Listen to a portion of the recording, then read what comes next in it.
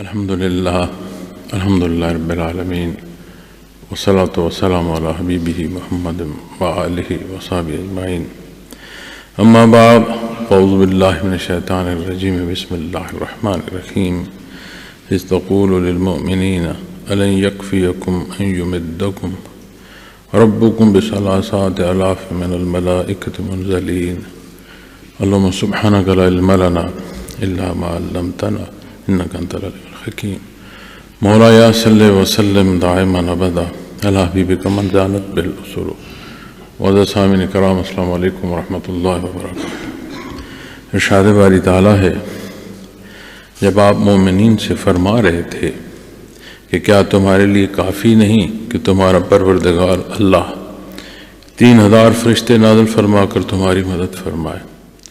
یہ وہ موقع ہے کہ جب نبی کریم صلی اللہ علیہ وسلم بدر کے مقام پر صحابہ کرام رضوان اللہ علیہ مجمعین کی ترتیب دے رہے تھے، ان کا حوصلہ بڑھا رہے تھے، اور اس ترغیب میں وہ کیفیت اور وہ حال اللہ جل شانہ نے بیان فرمایا کہ ایک طرف لگ بھگ 1000 کا لشکر ہے، جاہ جلال ہے، اور نہ صرف اسلحہ ہے بلکہ زیور پہن کر آئے، آرائش کر کے آئے، اور اپنے ساتھ ایسے لوگ لائے جو ان کے قبیلوں کی، ان کے خاندانوں کی، ان کے سرداروں کی جو ہے وہ تعریفیں بیان کر رہے ہیں، اور ڈھول تماشا لگا ہوا ہے، اور بے شمار بندوبست خوراک کا کیا گیا ہے، اور ایسا ہے کہ جیسے جائیں گے اور سب کچھ تباہ و برباد کر کے پلٹ آئیں گے، اور دوسری طرف ظاہری معنوں میں بے سر و سامانی ہے، خوراک پوری نہیں، لباس پورا نہیں، بمشکل ایسے بھی اصحاب ہیں جن کا ستر ڈھانپا گیا، اسلحہ کوئی نہیں، پورا کوئی نہیں، اور نبی کریم صلی اللہ علیہ وسلم آپ تشریف فرما ہے، صحابہ کرام رضوان اللہ علیہ مجمعین کا ایسا جوش، ایسا جذبہ اور ایسی محبت، ایسی عقیدت کہ آپ صلی اللہ علیہ وسلم نے ان صحابہ کو اپنے صحابہ نے بیان فرمایا، مومنین نہیں ارشاد فرمایا، بلکہ فرمایا اللہ میں سارے کا سارا اسلام لے آیا ہوں۔ مجسم صورت جو ہے یہ نبی کریم صلی اللہ علیہ وسلم کے الفاظ سے اہل بدر کو نصیب۔ کوئی ظاہری سبب ایسا نہیں ہے کہ جس سے بندہ اپنے دل کو حوصلہ دے لے کہ خیر ہوگی، جی ہم جیت جائیں گے۔ ظاہری پہلوؤں میں صاف نظر آ رہا ہے کہ موت سامنے کھڑی ہے، لیکن ایمان ایسی دولت ہے اور ایسا اللہ کا احسان ہے کہ وہ اس موت میں بھی اس حقیقت کو انسان دیکھ رہا ہوتا ہے جہاں رضا باری تعالیٰ ہے، جہاں اس عالم آب و گل کا فانی ہونا ہے، جہاں اخروی حیات کا ہمیشہ ہونا ہے، اسے وہ حقائق ان لمحات میں بھی نظر آ رہے ہوتے ہیں، اس لیے وہ بڑی بے جگری سے لڑتا ہے، اور اللہ کے نام پر قربان ہونا اپنے لیے وہ اعزاز سمجھتا ہے، خوش قسمتی اور خوش بختی سمجھتا ہے۔ اللہ کریم ہمیں ایمان کی یہ کیفیت عطا فرمائے تاکہ یہ جو رجحان ہمارا دنیا کی طرف، دنیا کی زندگی کی طرف، زیب و آرائش کی طرف، جاہ و جلال، قوت اور اقتدار کی طرف پیدا ہو گیا، اللہ اس رجحان سے ہمیں اس حقیقی رجحان کی طرف توفیق دے کہ ہم پلٹ جائیں، تاکہ یہ دنیا بھی اس کی ہے، چونکہ قرآن فرماتا ہے دنیا بھی اس کی ہے اور آخرت بھی اس کی ہے۔ دنیا میں اس نے فرمایا تمہارا عارضی ٹھکانہ ہے، یہاں پھر مسافر کی زندگی ہے۔ آخرت اس نے فرمایا تم نے ہمیشہ وہاں رہنا ہے، تو سمجھ آیا کہ وہاں منزل ہے۔ اب یہ جو رشتہ ہے نا بندگی کا کہ غیر مشروط اطاعت، ہم دعائیں بھی مانگتے ہیں، ہم عبادت بھی کرتے ہیں، تسبیحات بھی پڑھتے ہیں، قرآن کریم بھی پڑھ رہے ہوتے ہیں، تلاوت کر رہے ہوتے ہیں، لیکن اگر خیال فرمائیں تو مشروط ہو رہا ہوتا ہے، یہ پڑھوں گا تو یہ حاصل ہوگا، یہ مسائل ہیں تو ان کے لیے تسبیحات بتائیں۔ مجھے کل بھی کسی کی میل تھی اور اس کا کوئی مسئلہ تھا، تو وہ مجھے انہوں نے لکھا کہ کوئی تسبیح ایسی بتا دیں جس سے یہ مسائل حل ہو جائے۔ اللہ کریم ہم پر رحم فرمائے، ہمیں عبادت، وہ خالص عبادت ادا کرنے کی توفیق دے جو اس کو سزاوار ہے۔ ہم یہ نہیں سوچتے کہ اللہ کریم وہ لوگ جو بے ایمان ہیں، وہ لوگ جو شرک کرتے ہیں، مشرک ہیں، وہ لوگ جو خدائی کے دعوے دار ہیں، اللہ انہیں بھی سانس دے رہا ہے، انہیں بھی خوراک دے رہا ہے، اللہ کا دیا ہوا وجود، اس کی عطا کی گئی فرصت سے وہ زندگی کے لمحات پورے کر رہے ہیں۔ اور دعوی ایمانی کے ساتھ پھر عبادات کو منسوب کر دینا یہ مناسب نہیں۔ ہاں دعائیں فرمائی گئی ہیں، ایسی تسبیحات بھی فرمایا گیا ہے، سنت کے مطابق ہیں، حدیث شریف میں ملتا ہے، قرآن کریم کی آیات میں دعائیں ملتی ہیں، اولو العزم پیغمبروں اور رسولوں کی دعائیں ملتی ہیں۔ اسے اگر آپ غور فرمائیں تو وہ مقصد پھر اللہ کی ذات ہوگی۔ لیکن جب ہم اپنی طرف دیکھتے ہیں تو ہمارے حالات ایسے ہو جاتے ہیں جیسے ہمیں شاید یہ فانی جہان مقصود ہے۔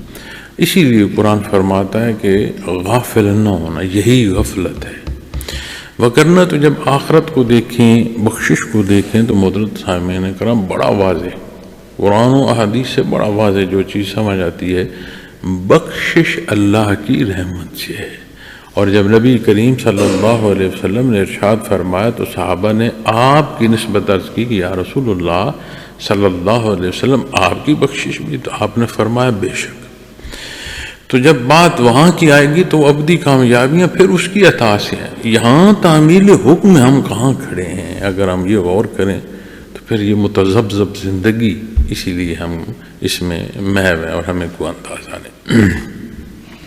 اور کیا خوش بخت ہستیاں ہیں، اللہ رب العالمین ان کے صدقے ہمیں یہ توفیق عطا فرمائے کہ حق کے راہ پر ہم چلیں۔ بے سر و سامانی میں معیت محمد رسول اللہ صلی اللہ علیہ وسلم کی ایسی دولت نصیب ہوئی، انہیں کوئی غرض نہیں کہ سامان حرب ہے نہیں ہے، خوراک ہے نہیں ہے، انہیں کوئی اس کی غرض نہیں۔ کیا ہے ان کے پاس؟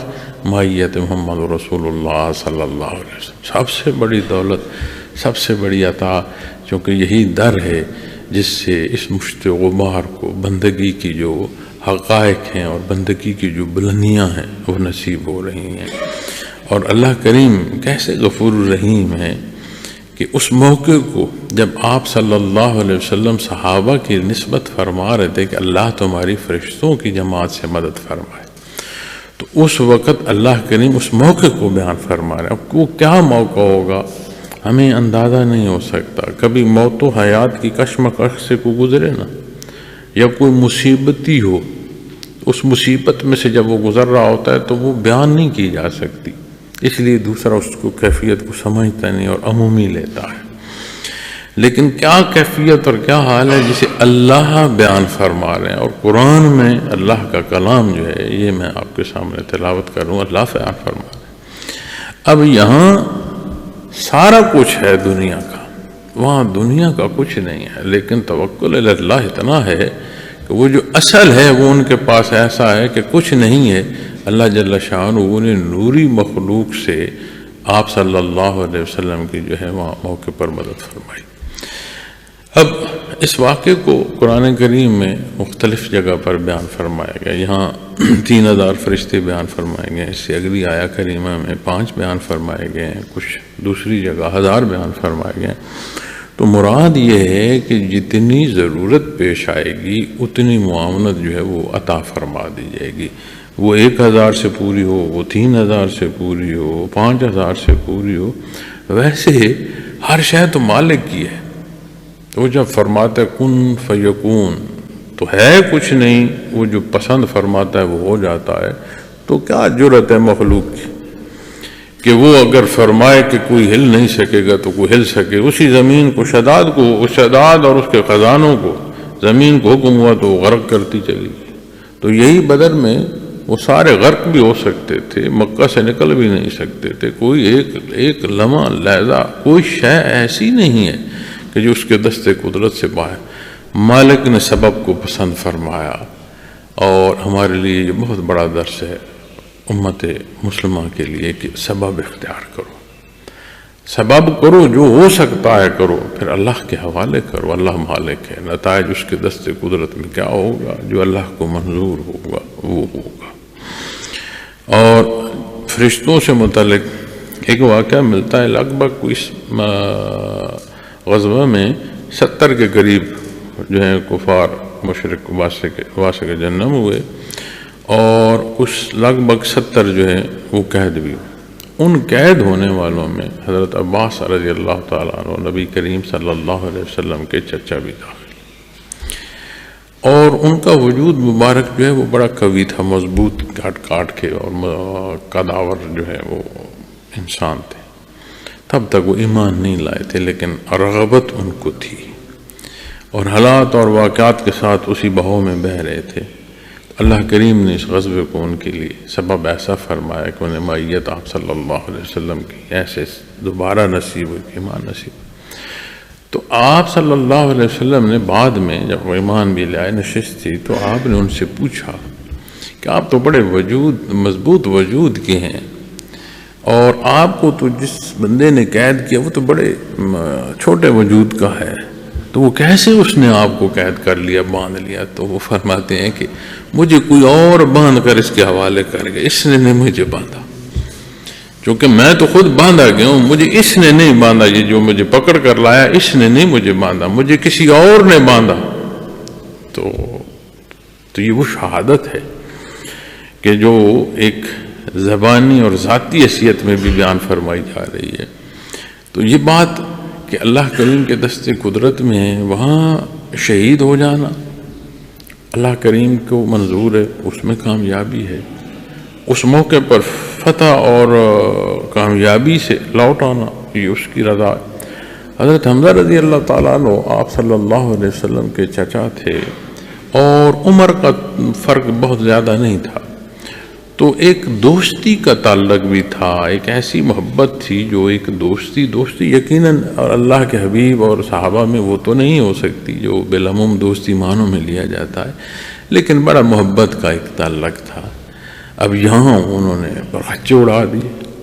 اللہ رب العالمین نے اس تلوار میں وہ طاقت تھی جو ان کے ہاتھ مبارک میں تھی، اور غزوہ احد میں آپ رضی اللہ تعالیٰ عنہ شہید ہوئے۔ اب آپ صلی اللہ علیہ وسلم نے فرمایا کہ یہ شہیدوں کے، جنت کے شہیدوں کے سردار ہیں، یہاں غازی بن کر لوٹنا اسے منظور تھا، اس میں کامیابی ہے۔ وہاں رب العالمین نے ان کی شہادت کو قبول فرمایا، اس شہادت میں انہیں جو جنت میں شہداء ہوں گے ان کا سردار جو ہے وہ ہونا عطا فرمایا۔ اور صرف بالعموم شہادت نہیں تھی، وہ خاتون جس نے بدلے کے لیے حبشی غلام جو ہے اسے پیسے دے کر بھیجا ہوا تھا، آپ رضی اللہ تعالیٰ عنہ کے وجود کا مسئلہ کیا گیا، اور مسئلہ سے مراد یہ ہوتا ہے جیسے ناک کاٹی جائے، کان کاٹے جائیں، ہونٹ کاٹے جائیں، اور سینہ چاک کیا جائے، تو اس نے سینہ چاک کر کے تو اتنا بے دردی سے اور وہ ظلم کرتے رہے، لیکن اللہ کریم کو وہاں وہ ان کی کامیابی وہاں ایسے منظور تھی۔ ویسے اب دنیا کیا کہے گی؟ آج اگر آپ غور فرمائیں نا جی کہ بے شمار تبصرے دنیا کے ایسے ہوتے ہیں جو گزشتہ تبصروں کے برعکس ہوتے ہیں، اس کا رد کر رہے، دنیا کا کیا کہنا؟ ہاں، دنیا تب درست ہے جب اللہ اور اس کے حبیب صلی اللہ علیہ وسلم کے حکم کے مطابق گزاری جائے، پھر بھی یہ یقین پیدا ہوتا ہے اس تعمیل حکم سے کہ یہ عارضی ہے، ہمیشہ کی یہ چیز نہیں ہے۔ ہاں، اعمال کی اور فرصت کی جگہ یہ ہے، اس پر اخروی حیات کا انحصار ہمارے معاملات کی جو نسبت ہے وہ ہے۔ یہی وہ موقع ہے کہ جہاں ایمان لانا ہے اور اللہ کے حکم کے مطابق زندگی بسر کرنی ہے، یہی وہ زندگی، یہی وہ فرصت اور یہی وہ موقع ہے۔ اسی لیے دنیا بڑی قیمتی ہے، اور یہ جو سمجھ لیا جاتا ہے کہ ذمہ داری یا عمومی دنیا کے معاملات چھوڑ دیے جائیں، اس میں بندے کی بنیادی ذمہ داریاں بھی ہوتی ہیں۔ اب بندہ دین کی تبلیغ پر نکل جائے اور اس کے جو بیوی بچے ہیں ان کا نان نفقہ کس کے ذمہ؟ وہ نان نفقہ کہ اگر وہ پورا نہ ہو تو حج پر نہیں جا سکتے، حکم نہیں آتا۔ حج کی فرضیت میں جہاں اور عوامل داخل ہیں، وہاں وہ جو پیچھے جو ان کے بطور توارث جہاں بات آتی ہے، ان کے نان نفقے کی بھی بات آتی ہے، تو وہ فرضیت حج میں یہاں تک کی ضرورت ہے۔ تو یہ کیسے ممکن ہے بندہ کہ نہیں میں تو اللہ کی رضا کے لیے جا رہا ہوں، اللہ کے حکم میں اس کی رضا ہے، ہماری تشریحات میں اس کی رضا جو ہے وہ پناہ نہیں ہے، اسے آپ اور میں ہم اپنی تشریحات میں جو ہے اسے اللہ کی رضا کو نہیں داخل کر سکتے یا ہم نافذ کر لیں، ویسے رضا جیسے اس نے پسند فرمائی، اور اس نے ہر عمل جو پسند فرمایا، آپ بڑے آرام سے بیٹھ کر دیکھ لیں، سوچ لیں، ہر عمل میں ظاہری اور باطنی، دنیوی اور اخروی فائدہ اسی کا ہے جو اس پر ایمان لا رہا ہے۔ تو اللہ نے اپنے فرشتے بھیجے اور مسلمانوں کی مدد فرمائی۔ اب جب بات آتی ہے تو بعض دفعہ یہ بھی کہا جاتا ہے کہ اب تو فرشتے نازل نہیں ہونے، فرشتے بھی موجود ہیں، اور اللہ رب العالمین کی شان جو ہے ہمیشہ سے ہے، ہمیشہ کے لیے ہے، کوئی ابتدا انتہا ہے، اور آپ صلی اللہ علیہ وسلم کی برکات ظاہری و باطنی، آپ کا حکم، کیا کلمہ پڑھتے ہو محمد رسول اللہ، کیا ساتھ جو ہے وہ کانا لگاتے ہو؟ نہیں، یہ موجود ہیں حکم۔ ہاں، دیکھنا یا پرکھنا یہ ہے کہ ہم اس کے مطابق ہیں، جو حکم ہے ہمارے لیے، جو قرآن فرما رہے ہیں ہم اس کے مطابق ہیں، یا ہم اپنے قرآن سے، اللہ کے فرمان سے اپنے فائدے کی اور اپنی ضروریات اور اپنی خواہشات کی تکمیل میں لگ گئے، جسے قرآن فرماتا ہے آگ ہے، تو کہیں ہم دین فروشی میں تو نہیں لگے، ہمارے اندر منافقت تو نہیں آ گئی۔ قرآن نے کیسی کیسی مثالیں بیان فرمائیں اور کیسے کیسے حالات بیان فرمائے۔ اللہ جل شانہ اس موقع کو ارشاد فرماتے ہیں، فرمایا جہاں 3000 فرشتے نازل فرما کر تمہاری مدد فرمائے، بلا ان تصبروا وتتقوا ويأتوكم من فورهم هذا يمددكم ربكم ب5,000 من الملائكة مسومين، بلکہ ہاں اگر تم صبر کرو اور اللہ سے ڈرتے رہو اور وہ کافر تم پر یکبارگی حملہ کر دیں، تو تمہارا پروردگار 5000 ایسے فرشتے جن پر خاص نشان ہوں گے تمہاری مدد فرمائے گا۔ مختلف روایات جو ہیں صحابہ کرام رضوان اللہ علیہم اجمعین سے ملتی ہیں، کچھ روایات حدیث شریف کی نسبت سے بھی ملتی ہیں، جن میں فرشتوں کا جو لباس یا ان کا جو عمامہ ہے یا اس کا رنگ ہے یہ بھی تک بیان فرمائے گئے ہیں۔ اب جو باتیں میں آپ سے عرض کر رہا تھا، یا جو کیفیت اور حال بندے کی نسبت عرض کر رہا تھا، بندے کی بات تو بندے کی بات ہے، لیکن جب بات مالک کی آئے تو دیکھیں نا کتنا مختصر اور کتنا مضبوط۔ اس کیفیت حصول کے لیے کیا چاہیے؟ ان تصبروا وتتقوا، صبر اور اللہ کریم سے وہ تعلق جو متقی کا ہے، یعنی تقوی۔ یہ دو صورتیں ایسی ہیں، یہ دو صورتیں مسلمان کو نصیب ہو جائیں تو آج بھی اس کی معاونت جہاں ضرورت پڑے اللہ کی فرشتے نازل ہو، اس لیے کہ اس میں اس کی ذات نہیں ہے، وہ تعمیل میں نبی کریم صلی اللہ علیہ وسلم کی تعمیل میں چل رہا ہے، اللہ کی رضا کے لیے سرگرداں ہے۔ تو یہ وہ کیفیت ہے۔ اب صبر کیا ہے؟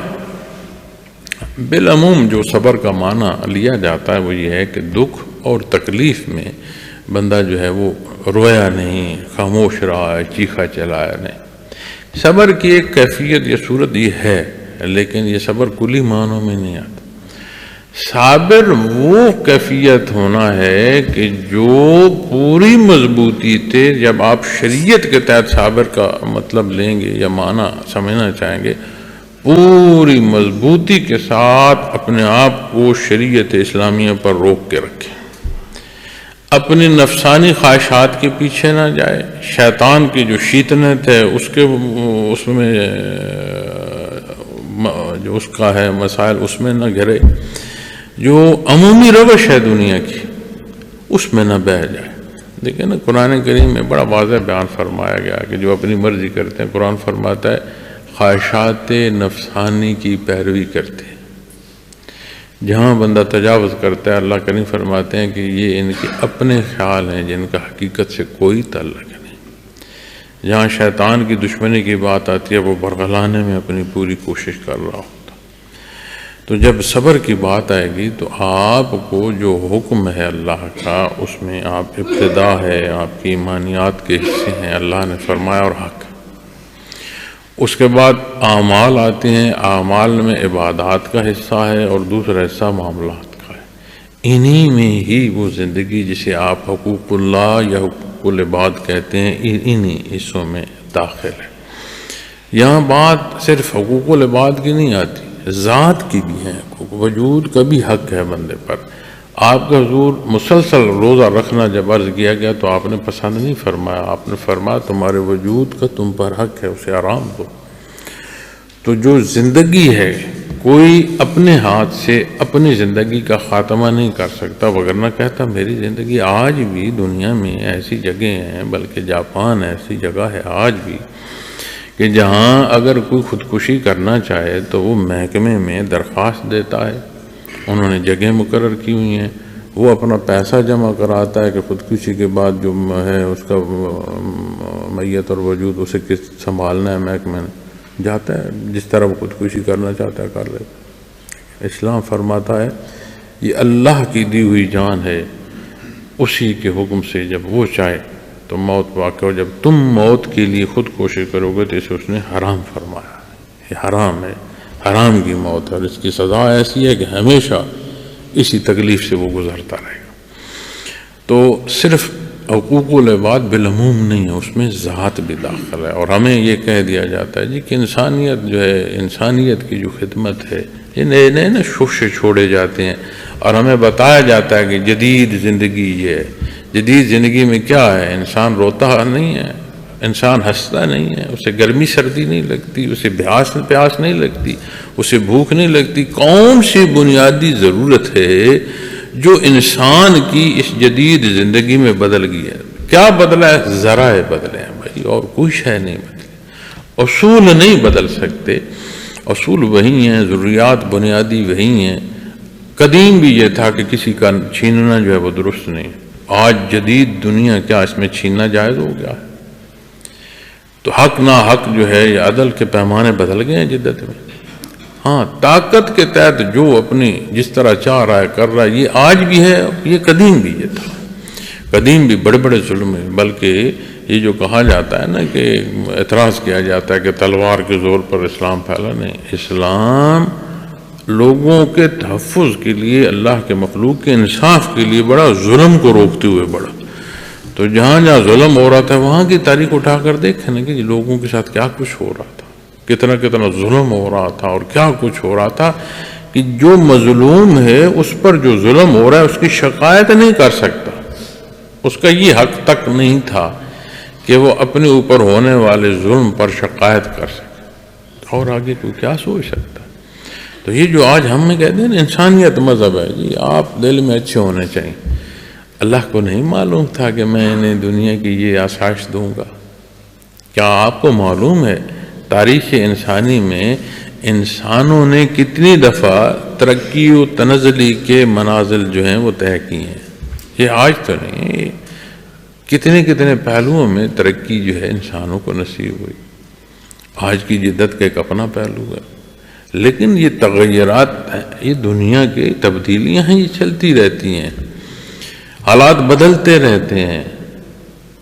اقوام عالم اور ان کی جو موقع کے حالات ہیں ان میں تغیر رہتا ہے، اسی طرح بالعموم انفرادی طور پر بھی لوگوں میں تغیر رہتا ہے۔ آپ دیکھتے نہیں، ہمارے دیکھتے دیکھتے کتنے لوگ جو ہیں بڑی قسم پرسی کی زندگی بسر کر رہے ہوتے ہیں اور وہ عمارت کی زندگیوں میں چلے جاتے ہیں، اور کتنے ایسے لوگ جن کی زندگی پرتعیش ہوتی ہے وہ بیچارے دھکے کھا رہے ہوتے ہیں۔ تو یہ تغیرات قوموں میں بھی رہتے ہیں، علاقوں میں بھی رہتے ہیں، اور انفرادی طور پر بھی رہتے ہیں۔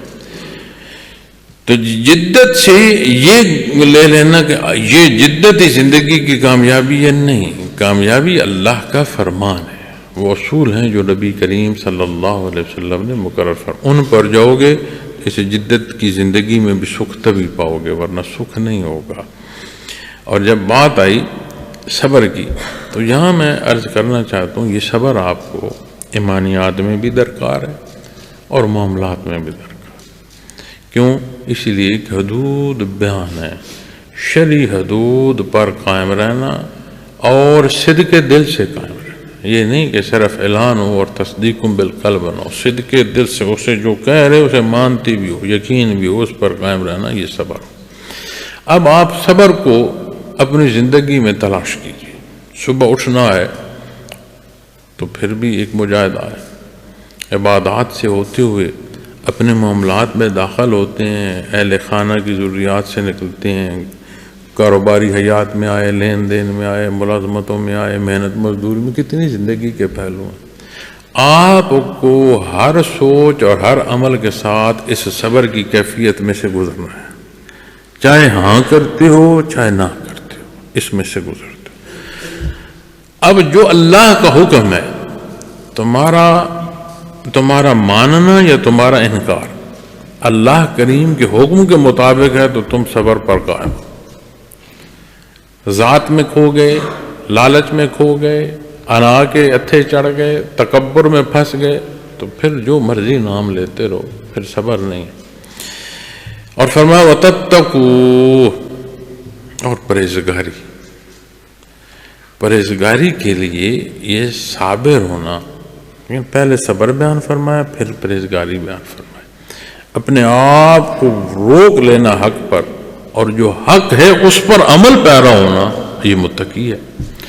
اب متقی کی جو کیفیت ہے، جو موقع کا ثواب ہے، وہ اپنے اللہ کا روبرو ہونا اور کہ حضور حق کی کیفیت ہے نا۔ ابھی ہم رمضان المبارک سے گزرے ہیں، قرآن کریم لعلکم تتقون فرضیت کی جو آیت ہے اس کے آخری حصے میں انعام میں ارشاد فرمایا، ہر روزے دار اپنی کیفیت اور اپنے حال کے مطابق ایک تقوی کی کیفیت میں ہوتا ہے۔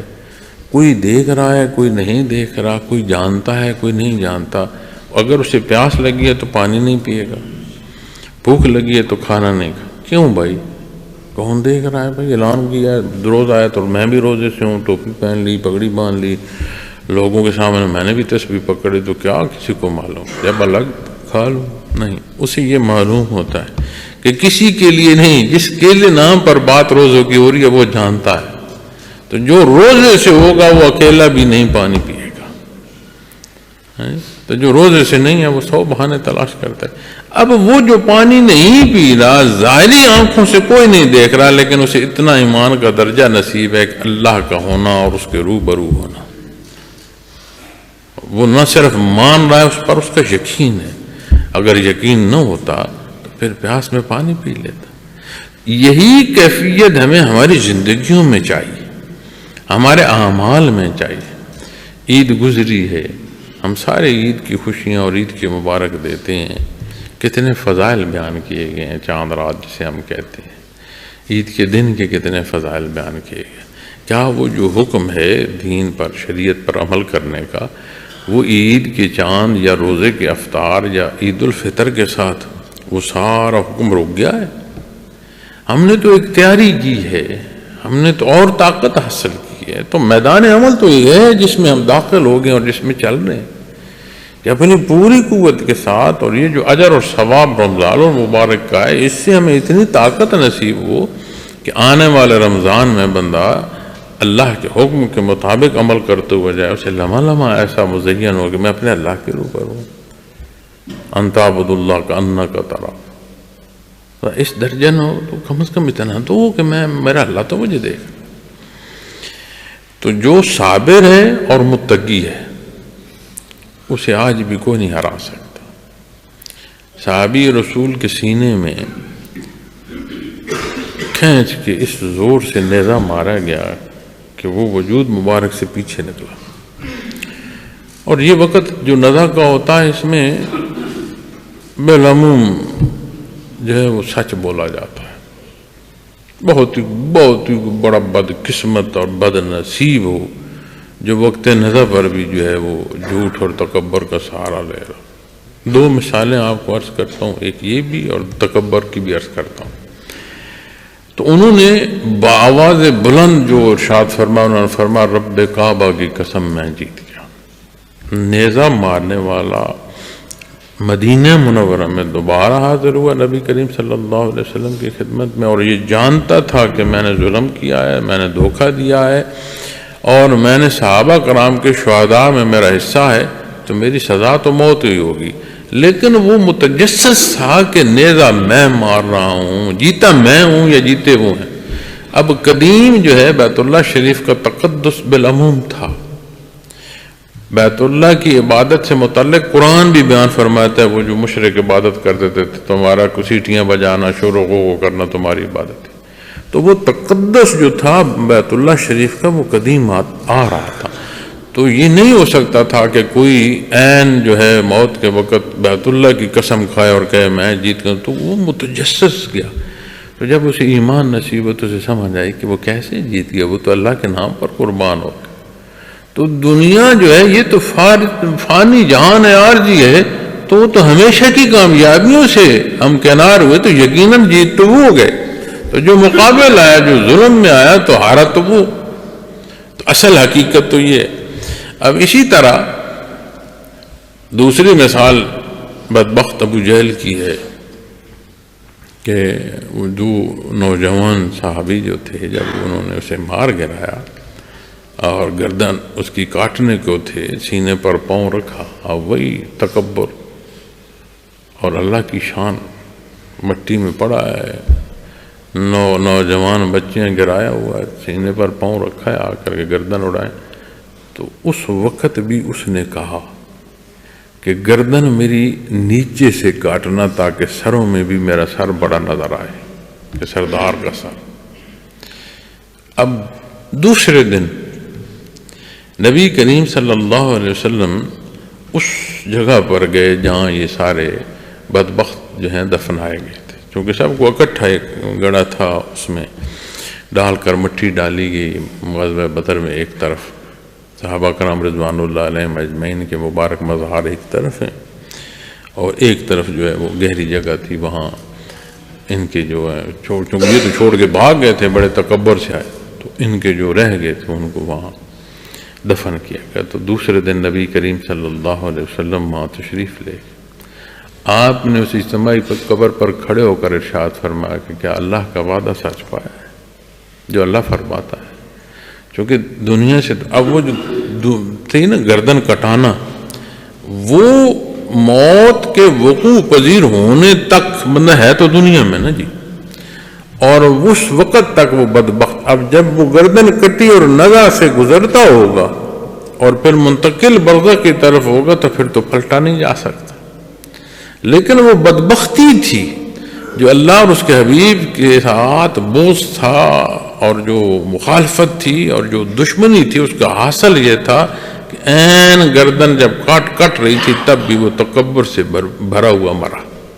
اب دوسرے دن جب آپ صلی اللہ علیہ وسلم نے ارشاد فرمایا کہ سنو کیا اللہ کا وعدہ پایا تم، کس نتیجے کو پہنچے، تو پھر تو چیختے چلاتے ہوں گے، پھر آپ کون سنے، بات حکم جو ہے وہ صادر ہو گیا۔ قرآن کریم فرماتا ہے اللہ جب کسی شے کا، کسی بات کا طے فرما دیتا ہے تو پھر وہ ہو کر رہتی ہے، پھر اسے کوئی روک نہیں سکتا۔ تو محترم سامعین کرام، رمضان المبارک کا ماحصل اور یہ خوشیاں عید کی، یہی بنیادی تقاضا ہے زندگی میں کہ ہم کیا کر رہے ہیں۔ تو یہ جو فرمان ہے کہ صابر اور متقی ہونا، یہ ہمارے اس سوال کا بھی جواب ہے جو ہم کہتے ہیں آج فرشتے نہیں اتر رہے، آج مسلمان محکوم ہیں، تو اس پیمانے پر دیکھ لیں کیا ہم ہیں؟ تو جو ہم نہیں ہیں تو فرمان تو اس کیفیت، اس حال اور اس عمل کے ساتھ۔ اللہ کریم ہمارے حال پر رحم فرمائے۔ باقی گزارشات اس آیہ کریمہ سے متعلق انشاءاللہ اگلے بیان میں عرض کروں۔ وآخر دعوانا الحمدللہ رب العالمین۔